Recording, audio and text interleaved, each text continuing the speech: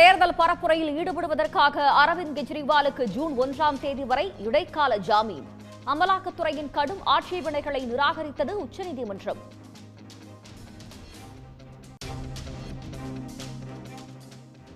தமிழ்நாட்டில் 10ஆம் வகுப்பு பொதுத் தேர்வில் 91.55 விழுக்காடு மாணவ மாணவிகள் தேர்ச்சி.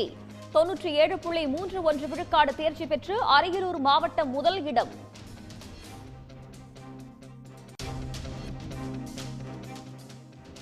பத்தாம் வகுப்பு பொதுத் தேர்வில் வழக்கம் போல் மாணவிகளை அதிக அளவில் தேர்ச்சி. மாணவர்களை விட 6% அதிகம் தேர்ச்சி பெற்று மாணவிகள் அசத்தல்.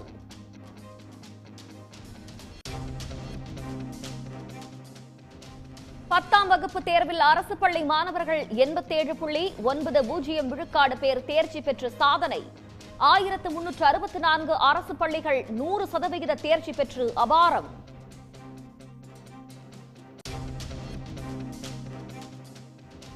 பத்தாம் வகுப்பில் தேர்ச்சி பெற்றிருக்கும் மாணவ மாணவிகளுக்கு முதலமைச்சர் மு க ஸ்டாலின் வாழ்த்து. குறைவான மதிப்பெண் பெற்றவர்கள் அடுத்தடுத்த வாய்ப்புகளை பயன்படுத்திக் கொள்ள வலியுறுத்தல்.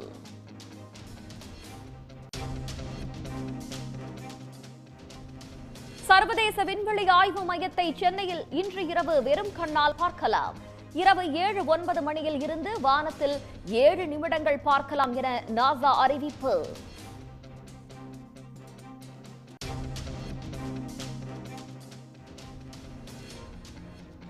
ஆன்லைன் மோசடி தொடர்பாக பிடிபட்டவர்களிடம் 40,000 சிம் கார்டுகள், 180 செல்போன்கள் பறிமுதல். மோசடி கும்பலுக்கு போலி சிம் கார்டுகள் விநியோகித்து கோடிக்கணக்கில் மோசடி.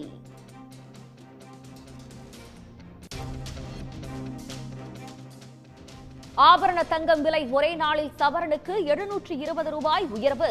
அட்சய திருதியை தினத்தில் ஒரு சவரன் தங்கம் விலை 53,640 ரூபாய்க்கு விற்பனை.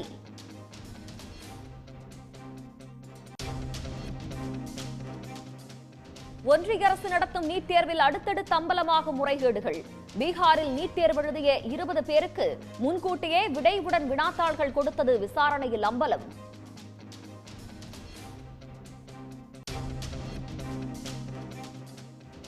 உத்தரப்பிரதேசத்தில் இந்தியா கூட்டணிக்கு ஆதரவான அலை. பாஜக படுதோல்வி அடையும் என அகிலேஷ் உடனான பரப்புரை கூட்டத்தில் ராகுல் காந்தி திட்டவட்டம்.